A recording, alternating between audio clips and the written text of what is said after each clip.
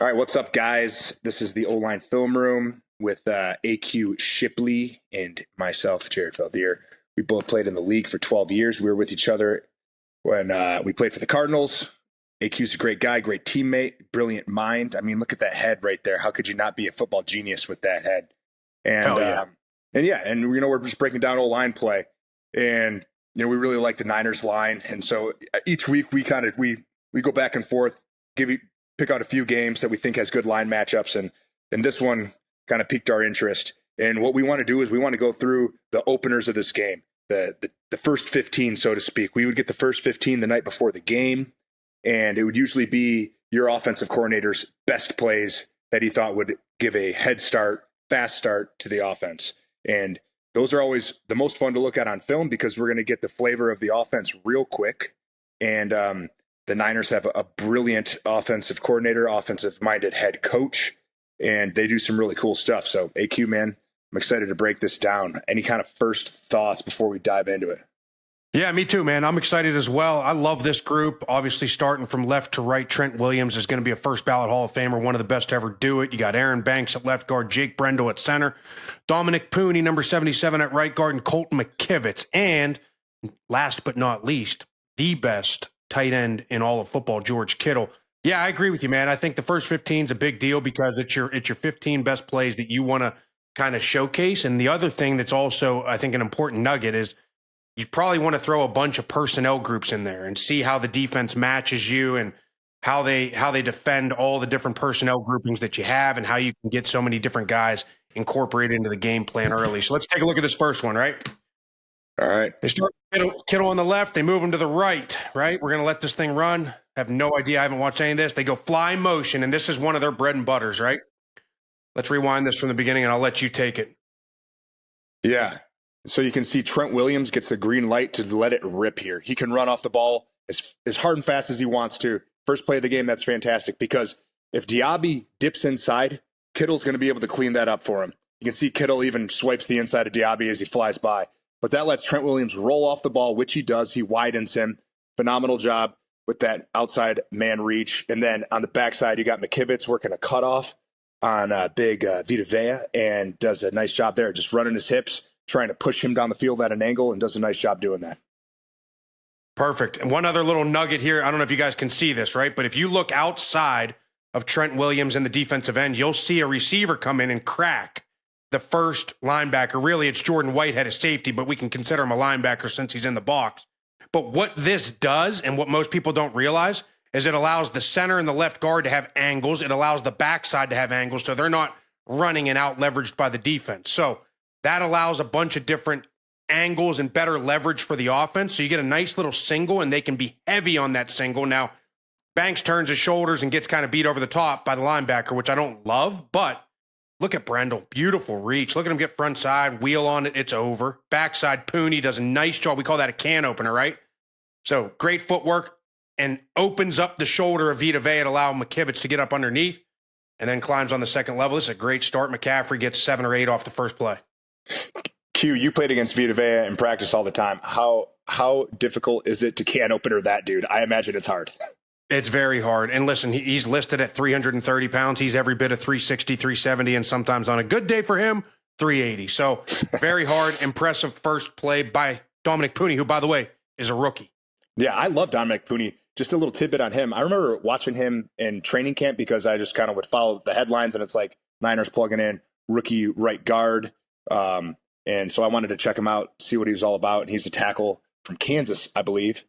Yep. And dude, he looked so good. Like in preseason when he was running with the ones, it was impressive. Just his presence and demeanor out there. Cause usually rookies they look like deer in the headlights, right? You can tell it's a rookie on tape. You can tell they're a rookie on tape. And he looked so smooth just from the jump. And I had a feeling that he was going to be a good player, and it's showing up. I mean, he's been a very good player for them halfway through the season. A lot of value in that mid-round draft pick. Very good player. Very good player. Been a starter since day one. All right, let's run this one all the way through, and then we'll go back and break it. Yeah, you can see McKivitz here kind of gets tricked by his rusher. He thinks that he's maybe getting an inside move or a twist, and he hangs down on that 3 and kind of gets in and outed. and get a short edge there. If you're a tackle and this is happening to you, the best thing you can do is not settle inside, but maybe settle back just a touch and be ready to fire your outside hand here. He's just pawing him. He's pawing him and catching him and turning. You don't want to do that. You want to strike with your hands. You want to be able to take away at least one of his edges. He's taking away nothing, just giving him an easy outside go. And McKivitz is actually playing. He's having a really nice season. I think that he's going to be better than McGlinchey. I think letting McGlinchey go was fine because I think McKivitz has more upside. He's still learning through some stuff. He's a young guy, but the future's bright for him. Just got to clean this kind of stuff up right here because this should be an easy rep for him. Purdy shouldn't have to take off out of the pocket. And then you got Trent on the other side, kind of gets in a goofy body position here at the top of the rep, but he does such a good job of recovery. Trent's recovery is some of the best recovery for a tackle that I've ever seen on film. I mean, his athleticism is amazing. He's very good technically, but his athleticism is great. He instinctively sinks his hips whenever he gets in trouble, and then he gets in some positions where he can recover really well, and he gets a little guard help here, which is nice. Yeah, Jared probably hates this. He'd like his guard a little bit more in that B gap. As a left tackle, you want your guard in the B gap, but sometimes you got to understand matchups too. And Vita Vea is an absolute monster, had 2 sacks the week before, so they're helping Brendel with the center right there, right? 65 Banks does a nice job kind of hanging. But then you get Vita Vea, a high school running back, trying to go and cover McCaffrey out in space, which is unbelievable. It's pretty outrageous. But Banks does a nice job once he recognizes. He goes and helps Trent. But here's what's beautiful. I love this, right? Everything is feel. So Jake Brendel sets to Vita. The minute he feels Vita leave, now he's able to help. Dominick Puni gets a inside rush on the backside. Now, if Brendel keeps going, this guy gets up the A gap right up the middle of the pocket, but Brendel does a nice job putting the brakes on, come back, give a shoulder, allow Puni to recover. Great. And then Purdy's been phenomenal at this all year, right? His escapability up the pocket. How quick he looks quicker to me this season. Like his speed is evident out there. It's sneaky. That Coles, he bought some new cleats with the Coles cash, and he's doing it out there, man. The thing that's so interesting to me too, Jared, is like most of these quarterbacks, you watch a Kyler Murray get out in space, he's always sliding. A lot of these quarterbacks are sliding. When you watch Purdy, man, he makes me nervous because watch this. Like when he goes, there's no thought of slide. He's always diving through and avoiding the hit, which is incredible. Yeah, that is incredible. Risky. All right, let's go to the next one. We'll let this one run through. Niners always do a nice job of getting the tight end somewhere in the box. What kind of motion do we have right here, Q, with Samuel coming in from the outside? Yeah, so, I mean, you can call this like a jet sweep type motion. So it's like an orbit motion. You're getting fly motion behind, right? And Deebo Samuel is getting the handoff. This is just their way of getting to toss. And we'll break this thing down after we let this thing get to the end there. So this is just their way of getting to a toss. So like if I stop it right there, it'd be no different if they were in split back, right? And just going behind the quarterback, handoff on a toss play to the left. But this is just their way of getting to that and then running full toss left and getting in, nice position with the lead side blocker. You get McCaffrey on a, I mean, you probably don't want that because obviously you got beat there, but we'll let this thing break down and we'll go through the whole thing. All right, go ahead. Yeah. I think Trent Williams picked up some cues from the Bucs edge guys on tape, especially whenever the rusher or the outside defender lined up head up or slightly inside the tight end. Notice Trent was really taking tight landmarks because he didn't want to run past him and let him knife the play. So you see Trent is really kind of slow to go here. This is an outside play, but he's pretty tight with his footwork and it gets a really easy reach. He doesn't have to be wide. So you see this, he gets an easy win on the reach. And then on the backside, you got McKivitz going up for the second. Oh, that's incredible. What he does here, he does a nice job just kind of holding some space there on number 9 as he goes up backside. Maybe a little too much space turns back on him because 9's going to be no threat to this play. Samuel's going to be gone. The bigger threat is the nickel or 28, whoever he is right there going over the top, who beats him over his face. Yeah, I'm gonna give 2 little nuggets before I dive into the interior 3. Right, let's watch 9. Tryon Shoyinka, I think is how you pronounce his name, but he's the backside DN. Look at Purdy hold him here as he hands the ball off to Deebo and then rolls out. It holds that backside, which is crazy. The fact that Purdy's holding backside edges, that's incredible. That's the first nugget I saw in this. The other one is watch Pearsall Pearsall obviously is a guy who got shot in the preseason. Yeah. He had an unbelievable crazy story. Had an unbelievable game, scores a touchdown. But let's watch this. You'll see him just outside to start on the far left, right? He's just outside the screen. He'll come in and block Levante David, who might be a Hall of Fame linebacker, and put him on his back. Damn, dude. That's a phenomenal block right there. But this is my point, right? The 49ers do such a phenomenal job of using receivers from the outside and cracking on linebackers, which allows Trent Williams not to have to be out leveraged and just kind of reach, and everybody else can kind of work back one spot, which I love. Okay, so now we get it. You got Kalijah Cansey, who's having a phenomenal first couple years. He was a first-round pick out of Pitt last year. Banks, number 65. Jump reaches him, it's over. When you get outside, all you want to do is lose your defender underneath. Underneath meaning to the inside of where the play is going. Almost gives up a little too much penetration, but again, does his job. Center does a great job running off the football, getting to the second level, holding the shit out of him. That should be a penalty, but guess what? If it doesn't get called, Jared, not a hold. It's not a penalty. That's right. On the backside, look at Puni on Vita Vea, and also having the awareness because he should get tripped up right there on the down block. Athlete. Yep. Steps over and stays on the front side. Great job. Obviously, Debo cuts it back and still gets in on the play, but really good job by the interior three on an outside play. Let's go to the next one. So it was 1st and 10 is the down and distance. You get Kittle going across the formation, right? Yep. And I love how they do that because they're literally putting him on force to the front side of this as a motion guy. And you also get Banks underneath as the trap pass, and then Kittle becomes the outlet. Yeah, how much does Shanahan's offense just mess with the eyes of the defense?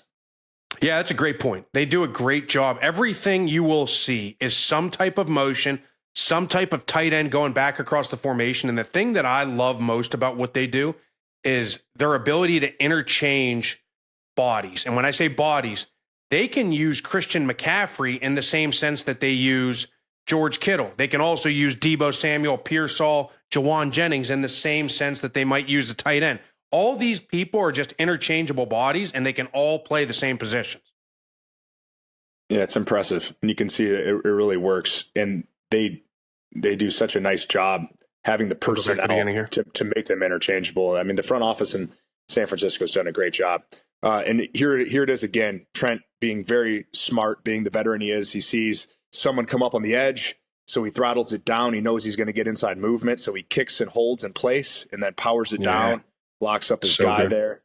And then we got McKivitz on the other side. He's stepping down in protection, but he holds space. He does a nice job holding space. You see this right arm come out, and he kind of captures the D end going inside. That's excellent because he's kind of bonus on there or on that one. You don't want to bury yourself inside, and then you let that guy come in off your hip, and you're leaving him now for Banks, who's pulling out there. You know, you want to try to capture and gather him if you can. And McKivitz did a nice job doing that right there. He's able to kind of wheel back with a little bit of depth late once he feels him with that right arm. And it's just a nice job. Yeah, it's a great point. You call that capturing, right? I mean, because he really has the B gap. That is not his threat. But whenever you see the blitz coming from the outside, slow it down, throttle, pull him across. Great job because he just becomes bonus there. Interior three, you get Banks pulling. He has anything inside of Kittle. Kittle takes the outside guy. If that guy were to work underneath, Banks would be there. So if you're Kittle, you kind of want to favor going upfield shoulder because whenever he does that, then you got Banks underneath. So Kittle is a little short in my opinion, which causes the pressure. Puni does a nice job getting down on Vita Vea and capturing that, and just kind of Vita's taking a play off here, which I love. Good move. Let's keep him for the next play. And then Jake Brendel has a tough block, right? This is always a tough block because the center's one-on-one on a back block to a three technique. If Cansey is flying up the field, this is as tough a block as there is.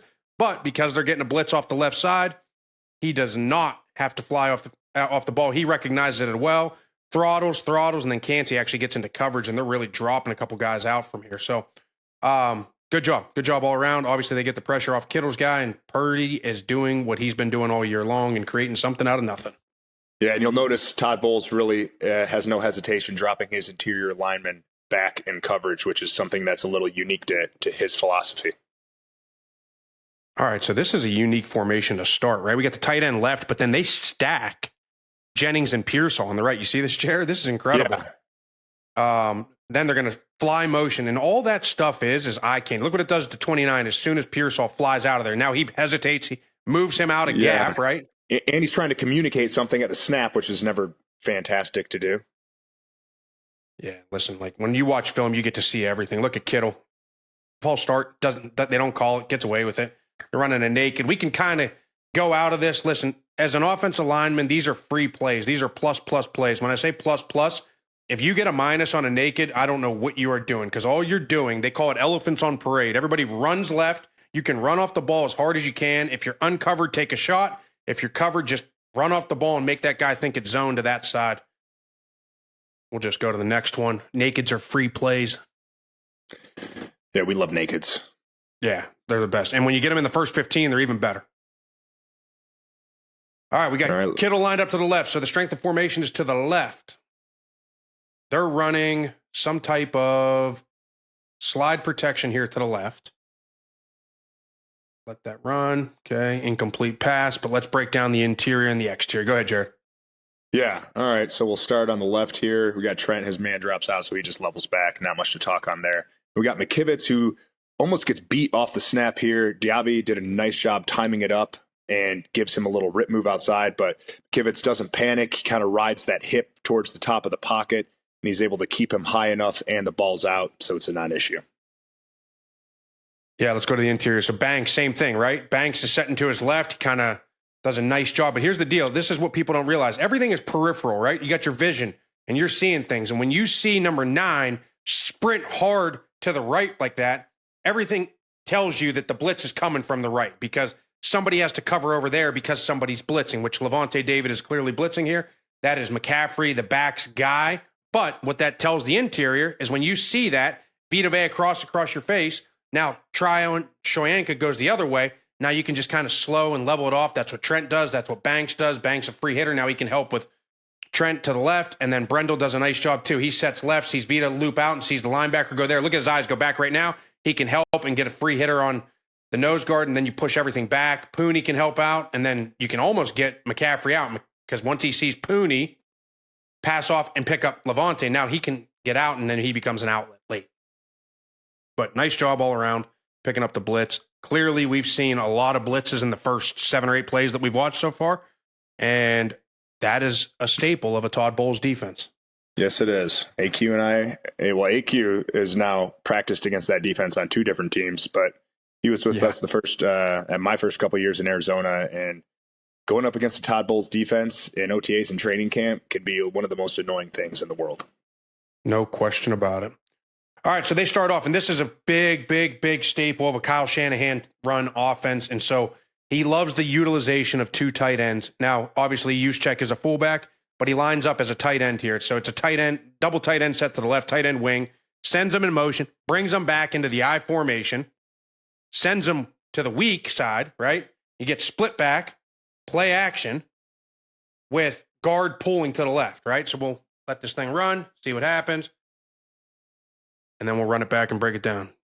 Take it away, Jared. Yeah, so Trent has his inside gap here. He's going to have the B gap and his play action. So he has to sell run a little bit here. But just like McKivitz said a few reps ago, he tries to throw on the brakes to apply some presence there, because he knows that he can feel that DN trying to cross his face. So he's able to get big. He kind of wads it all up and does a nice job there. And let that keep going. I want to see what happens here. Okay, so we're good. Nothing major. Then back to McKivitz on the other side. He's just going to take a tight man set on, who is that, Golston, 92? Yep. He's still there. He's been there forever. 12 or 13 years now. Yeah, and Golston's just a big-bodied D-end, kind of lumbering dude. Just get your hands on him. He's going to try to push the pocket, but McKivitz gets on him right away, locks him up, takes a really nice tight set. If you're the tackle here, don't fly back. It's a great when you see Golston lined up as your man in a play action pass situation, your eyes are lighting up. You're excited, because that should be a pretty easily 1 rep. Yeah, he's a run guy first, right? And so they're running the play action from the left side over. Everybody's blocking down. You get the pulling guard coming across the formation. McCaffrey actually does a fantastic job here on Jordan Whitehead, who's a damn good blitzer and a damn good safety. Kind of gets out leveraged when he hops outside there, and then he has him beat underneath. McCaffrey recovers, does a really good job. But let's go back to the interior. Puni pulls. He sees McCaffrey on him, so he kind of just levels back. I wish he would have stayed there, to be quite honest with you, because we should be good on the interior. Kittle does a nice job closing this thing down, locking up Anthony Nelson. Then you got Banks, same thing, slows it down, lets his guy get across the face, perfect. And then when you get play action and everybody's working down, whenever somebody goes back across your face, somebody's there for you. So he does a nice job letting him go for Trent. Brendel does a nice job just going back, locking his guy up, which is Greg Gaines, I think. Yep. And pulling guard, obviously, we already hit. So let's go to the next one. Obviously, late pressure, good coverage downfield. Sometimes you get sacks. Yeah. And you know what? When you have anybody who's not an offensive lineman breaking it down, the O-line's getting blamed right there. But obviously we can see past that. It's good coverage. You know, just at some point the ball needs to get out, and, you know, there's just going to be bigger rush lanes get created the longer the ball is in the quarterback's hands. And, you know, that's kind of the circumstance of that play. All right. McKivitz does a nice job here, passing the edge rusher off to Puni. Comes back for the backer, gives him a nice pop there, which is great. Nice job on the right side. The left side, Trent just levels back. Trent has had a pretty, I don't know if he has broken a sweat yet in this game. He's had an incredibly easy task in these first handful of plays that we've watched, just leveling back on that 3 technique there. And the nice thing that he does, though, is he knows this. He sees it. Like, he doesn't fly out of there. He has great presence for the guard, and he just takes it over right away.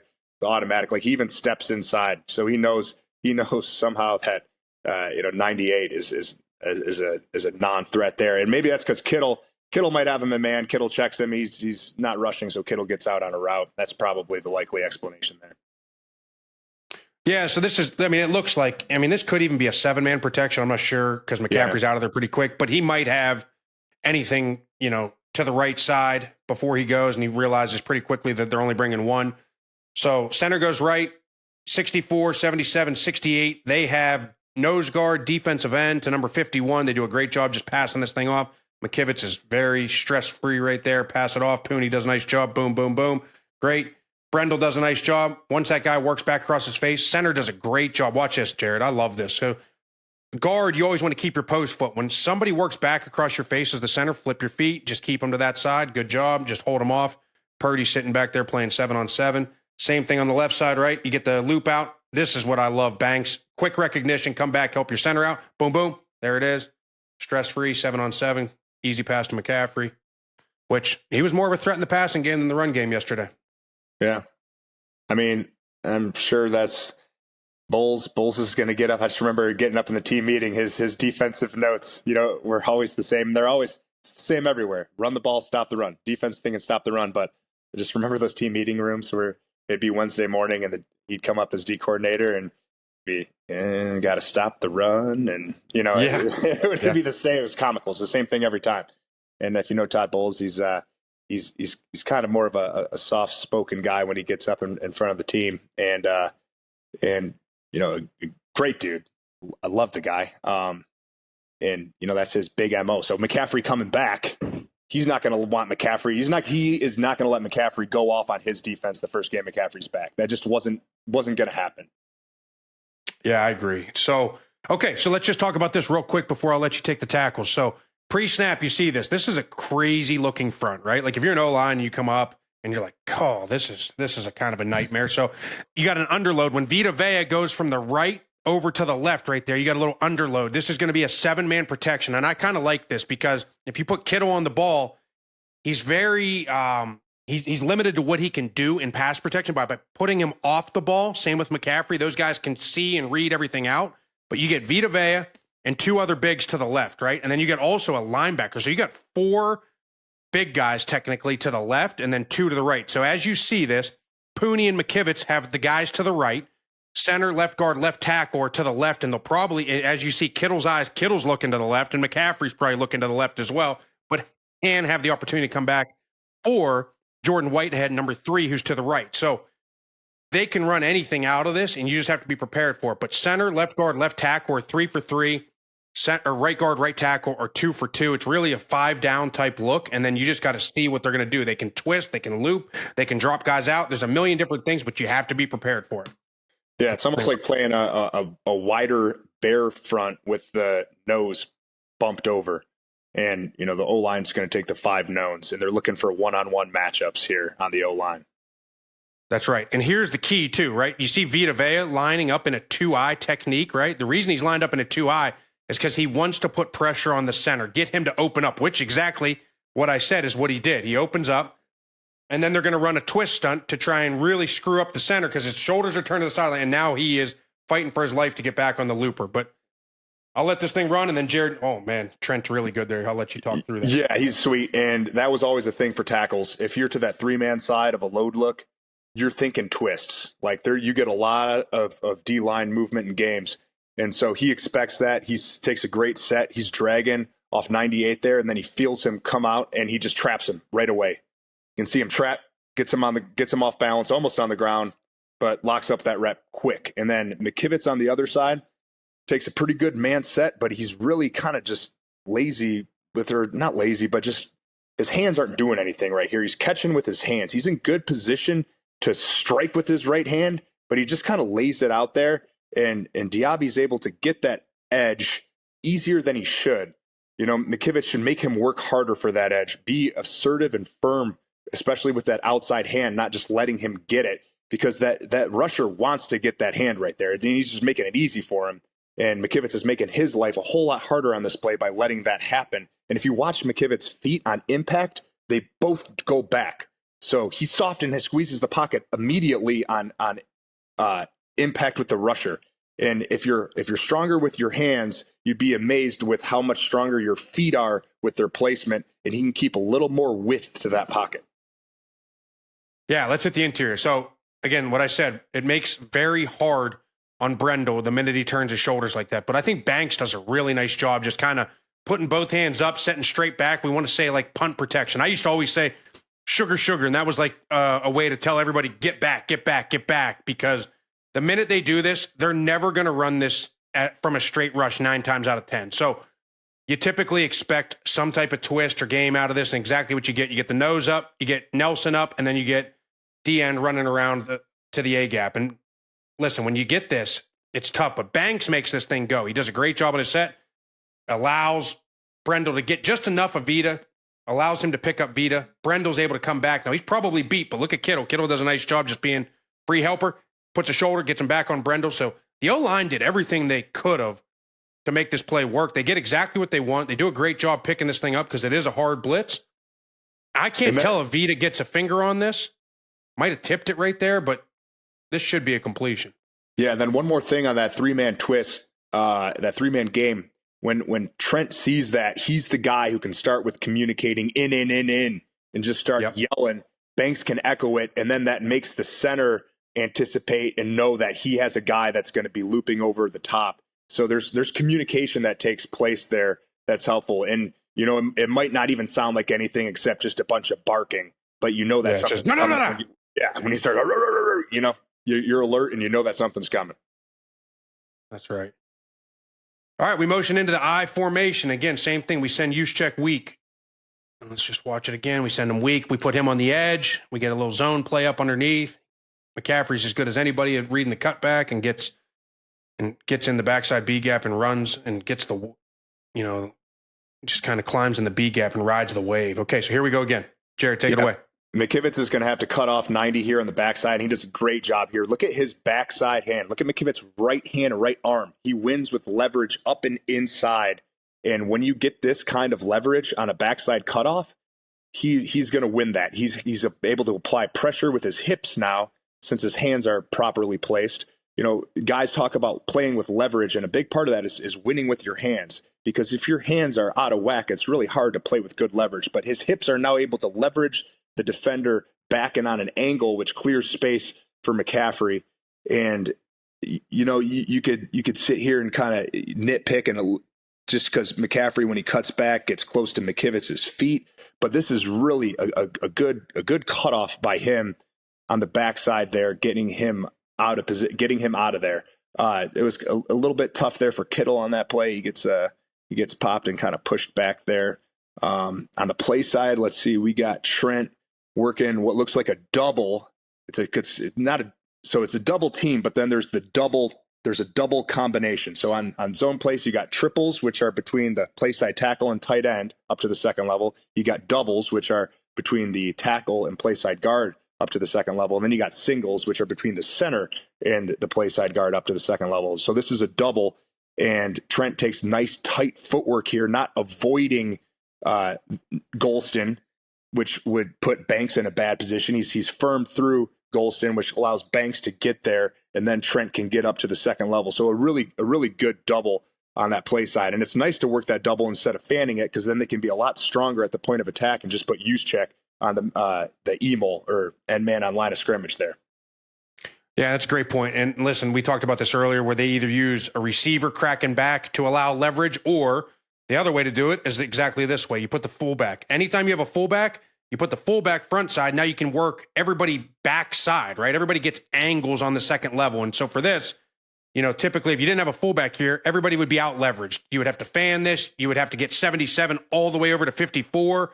But by having a fullback, now you can go back one man. And so you put use check on the end man. You get a great double, like you said.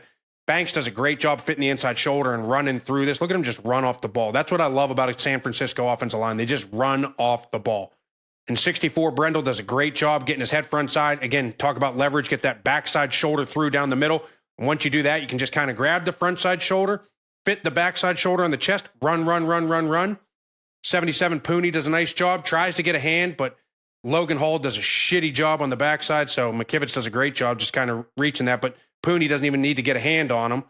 But he runs, gets a good angle on 54. But that's where you have to have that strong backside hand. He doesn't. See how the shoulder and the hand are high, Jared? See that? Yep. Yeah. Doesn't get the shoulder down and the backside hand in.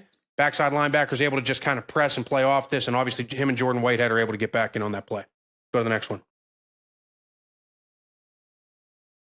Same thing. We get this split back. And I think this clearly, after watching the first couple plays, this seems to be their answer in protection, but it's also a way to get into the run game. And oh, by the way, we talked about this earlier. They handed it off. They handed it off on the jet sweep to Deebo Samuel. Now they get the play action coming back. Get McCaffrey the ball out in space. Got to love that. How good is it? Yep. Oh, so good. I mean, that's just free yards right there. But this is what we talk about. There's a difference between play callers that just call plays, and there's a difference between play callers that call games. Some of the people... Use check on that one. Sorry. I love it. Get a free little knockdown. All right, let's go back to the back. So, Jared, take it away. Let's start with the tackles. Yeah, we got somewhat of a naked, not a hard naked rollout, or maybe it would have been if you didn't have that pressure there off the edge, backside. But you're going to have McKivitz is going to be down in the B, just takes a shot on 90 there. Steps under himself a little too much. But, he's getting to the B gap. He does fine. They're working kind of that double aiming point on the play side that they just worked between Trent Williams and Banks there, and leaving the end man for Kittle to get a little piece of, and then use check to just come and clean up.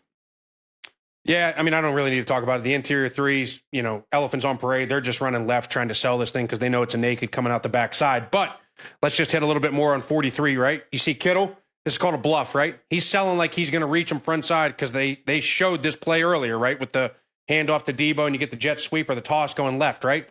But just that little subtle left step right there makes 43 think he's blocking him, puts him off balance, his hands are there, gets hit, and then Juszczyk puts him on the ground. Gotta love a free knockdown on a naked. Yeah, and that slows down the defense during the course of the game. That's why it's so nice to have nakeds called early, because you can just take shots on the D-line, and the course of body blows that add up throughout the game make playing in the fourth quarter that much better as an offense when you've taken the air out of the defense. Yeah, so on this one, we get a I formation, tight end left with a condensed split by the receiver that almost serves as a second tight end, right? Because you're getting the crack right there, and then you get Juszczyk around. This should have been a much bigger play than a 5-yard gain. We'll go back and break it down. Yeah, we're going to see a fan backside here, a man fan between Puni and McKivitz. McKivitz throws on the brakes here on that fan because he has the inside guy of that dose look. A dose look is when you have man on and man outside backside. And That's so really good. He's going to throw the brakes on. He's going to take him over, and Puni's now going to climb to the linebacker folding over the top. And then if we go and look at Trent on the play side, he's going to come off the ball hard. He's going to take that outside hat placement or angle and gets to where he's supposed to go. He loses. He is actually sticks on his man the whole time. But you can see here, if he's going to lose him, he's going to lose him backside. And that's just a well-executed block there by the play side tackle. So this is an interesting blocking scheme, right? Because you get the crack by Jennings on the front side. So they're not blocking him, but then they're looping. They're basically serving Juszczyk as the pulling tackle. This is a way to get like a crack toss, but Juszczyk serves as the pulling tackle, right? So you're getting him on the DB out in space. But look, they booked the backside linebacker by manning this backside and fanning out center, right guard, right tackle. They're literally booking the will because you get a reach block by Banks. You get Trent on the reach block with Kittle working up to Whitehead, the front side guy. 51 is the unblocked player. They're hoping by fanning and manning the backside, that's going to hold him enough to get it. But look at 51. Great job. Flies through all the mess, gets through all the trash, underneath, gets around, and makes the tackle for a 5-yard loss. I mean, it's incredible. Yeah, because it's so well blocked from, I mean, that's when you just chalk that up to the defense making the play, because really it was extremely well blocked on the line. And that would have been that triple combination that I was referencing a couple plays ago between the play side, tight end, and tackle there, working the D end up to the second level. Kittle does a great job staying with who was that? Number 3 there? Yeah, does a great job. Yeah, great job fighting with him downfield. And like you said, man, just a great play by the backside linebacker coming through and hawking down Jordan Mason. All right, I'll let it play. Get the big play to Pearsall for the touchdown. Yes, and you can see here, this is a really good job by McKivitz on the play side here, because look at all the space that he has to defend against. And I say defend, I know it sounds weird because he's on offense, but he has to defend all this space. Really, he's defending the whole play side of the field here. And what he does, instead of setting back and giving his rusher a lot of space, is he gets behind 82 as fast as he can to just take away the space so he can get on 9 right when the tight end leaves. And whatever way 9 wants to work, he's just going to wash him. And so he just washes him down. And then Trent's going to be slow to go on his kick outside, because he's seen this now throughout the whole first quarter of the game, and just anchors on Golston coming around the edge there. I'll hit the interior real quick. So same thing. Banks and Trent have kind of seen this all game long. You're getting some type of fire zone, I guess is what you call, where everybody kind of is looping left. And when you get that, Mason goes out. So I think the blitzer actually kind of runs with him. But you get everybody looping left. Trent puts on the brakes and sees his guy drop. Obviously, great job. Banks does the same thing. He's setting for Golston, puts on the brakes and takes over the next guy. Brendel, same thing, setting to Gaines, the 2-eye. As he loops, can put on the brakes, come back, help Puni. Puni gets the inside move. Maybe a little bit of an overset. See how he goes wide? I mean, he's tight already. So you're thinking he might be going inside. I don't know why he takes too big of a right step right there. But in doing so, Brendel does a nice job just kind of shutting the whole thing down. We've already talked about McKivitz. And then this is a staple of a Shanahan thing. Let's get your back foot hitting the ground, step forward, throw that little timing route over the middle, and you get Pearsall getting his first touchdown in the NFL. Yeah, that was sweet. How could you not? Now watch this. How could you not be excited for this guy too, man? After all that, that's what I'm saying. Getting shot in a robbery, like, that's ridiculous. So Winfield's running hard right here. This little high step right here makes him think he's coming back, and just enough to get him out leveraged. And then watch the right hand, swipes it down, touchdown. How awesome is that? It's beautiful, beautiful. Don't let him. Looks like a little like flag, like I'm, little coaching point for my son's flag football league right there. Don't let him grab the flags, AQ. Don't let him grab the flags. Get the hand away. Sweet, right, man. So yeah, I mean, we just watched the Niners, best plays versus the Bucks, or at least the best plays going into the game that they thought were going to work versus the Bucks. It was a great game. I mean, it was a tight game. It would have been nice for them to have a little more breathing room if Jake Moody could have hit a couple more field goals. But I mean, I guess he made the one that counted there at the end. What were some of your takeaways, Q? Yeah, I think as you said, Todd Bowles' number one thing is to stop the run. And they accomplish that. They get 13 for 30 something yards from McCaffrey. You get 5 or so from Mason. And obviously the other guys who have been a major part of this offense the first 10 weeks of this season obviously take a back seat once McCaffrey comes back. But McCaffrey will get his yards, right? So the big thing was they get him 6 catches for another 70 yards in the passing game. He gets a big play on third down. You saw all they were trying to do was disrupt the pocket. It was all fire zones. It was blitzes, trying to squeeze the pocket and make Purdy feel uncomfortable in the pocket. But the problem is Purdy's good enough now to escape and make some plays. 1, 2, he's going to make the throws that he needs to make. If they do a good job picking this up and putting the brakes on, like we saw Trent Williams putting the brakes on, Banks putting the brakes on, the center putting the brakes on, come back. Now you can help everybody pick up these fire zones. Purdy is precise, and he can make those throws, and he did a nice job. Jennings had a great game. All his receivers, Kittles, Debo, they all had 50-plus yards, right? McCaffrey gets 60-plus yards. So he was very good, and he was dialed in, obviously. But the game plan was to stop the run and disrupt Purdy. They did that. Problem is, they still won. They did. Well said. What do you think? Did you catch any of the Lions Texans game? I caught a little bit of it, yeah. Man, I guess it doesn't even matter if you caught it. Just what do you think of your quarterback throwing 5 interceptions, having a double-digit deficit in the second half, and winning the game? Like, what kind of testament is that to your team? It's huge. I mean, it is when you're down 10 in the fourth and come back and win the game. I mean, that is a huge win. That is, people don't realize how monumental that is in the NFL. You see it all the time in college, but in the NFL, doesn't happen very often. And whenever you throw 5 interceptions, look, Jared Goff is going to have these types of games every once in a while. We've seen it time and time again over his career. When he is unpressured, can sit in the pocket and, basically run 7-on-7, phenomenal, right? But when he gets a little pressure, he gets a little happy feet, gets a little erratic, you get good coverage on the back end. And guess what? Now all of a sudden, the ball's coming to you on defense. The ball's coming to you. And they were able to make the plays. Now, having said all that, when you're down 10 and you need to make plays, this team has proven now that they're a team to be reckoned with. They're a team that can come back. They're a team that can, have a double-digit deficit in the fourth quarter, come back and win a game. They're a team that can win in a multitude of games, and sometimes these wins are huge for your team. Oh, for sure, especially on the road, and you can grind through adversity like that because you want to be adversity tested going through the second half of the season. You see teams that have really good records the first half, and then they hit adversity in the second half of the season and they crumble. Like Philly was the prime example of that last year. Just fell apart when they hit adversity late in the season, and then they were dog crap, lost first round of the playoffs. You want to be able to grind through and get those grit building wins. I mean, and that is really what they're all about in Detroit. Is Dan Campbell says it all the time. Like, that's just. If you think one word that comes to mind, we think Dan Campbell, you think grit because he's always preaching grit. Well, you can preach it all you want, but they're putting it into effect right now in Detroit. And, being a lifetime, Lions fan that's watched them struggle so much throughout my high school days and young days, it's nice to see them doing that.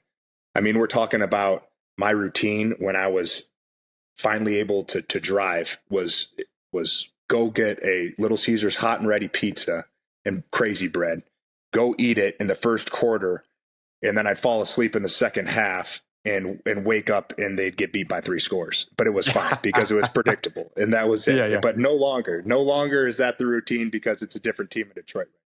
Now it's different. You're right. There's no question about that. But again, like you said, I mean, it's like they've been pretty untested the last couple of weeks. I mean, heck, they got 50-something to 10 wins, right? And it's like, boom, okay, this is easy. Ben Johnson can just come out there and just call trick plays and do this. And we're going to just kind of almost mess with teams and do whatever we want to do. But guess what? Whenever you're down 10 and you need to really call a game and you really need to have critical plays and critical moments and you're able to do it, that's a team you want to watch out for. For sure. And, if you guys like this kind of stuff right now that Q and I are doing, make sure to tune in to these little weekly OLine film sessions. But go over, make sure you're checking out. Q does a phenomenal job breaking down individual plays as well. Go over to his Instagram and TikTok. Check it out. I'll throw those handles there in the comments below or in the description below. And I do a lot of stuff with tackles and, just some of the more fun stuff. And we're trying to put more line stuff out there because, we played it, we love it. And, we think there's more to it than the average fan sees on Sunday. And it's important to dissect it and bring it to everybody. And like I said, man, we're done playing now, but we have fun with it. And we want to know what you guys want to see. What kind of breakdowns you guys like this right here. You like the first 15, let us know. This is something that we're getting rolling here. And so we want to hear your feedback, your comments, and bring you along with us and build this online O-line community up. Hell yeah. Big boys need love too. Big boys need love too. All right, Q. Till next time, man. Let's do it, man.